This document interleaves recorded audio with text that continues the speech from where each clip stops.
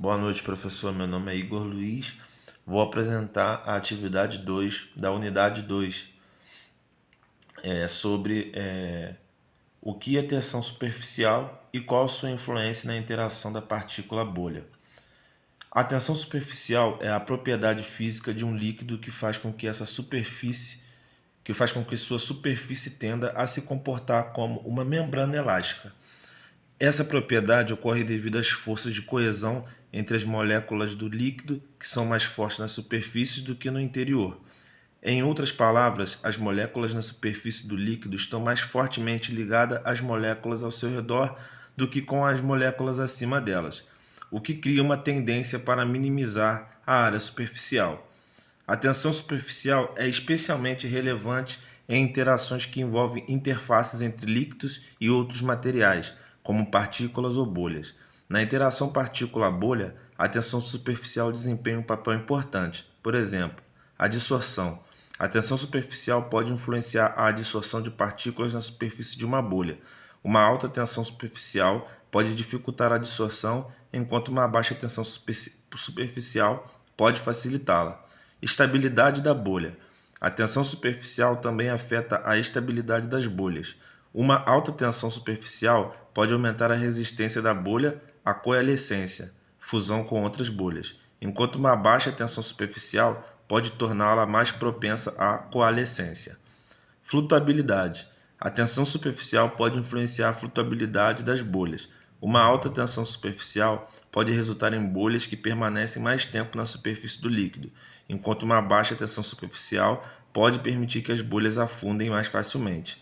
Em resumo, a tensão superficial é uma propriedade importante que afeta várias características das interações entre partículas e bolhas em um líquido, incluindo a dissorção, estabilidade e flutuabilidade.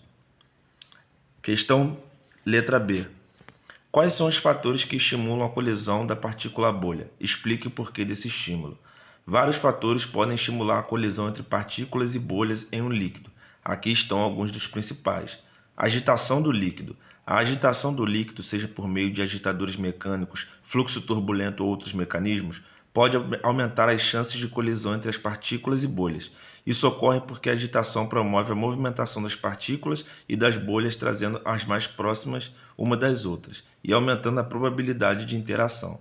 Diferenças de densidade. Se as partículas e as bolhas tiverem densidade diferente, elas tenderão a se mover em direções opostas sob a influência da gravidade.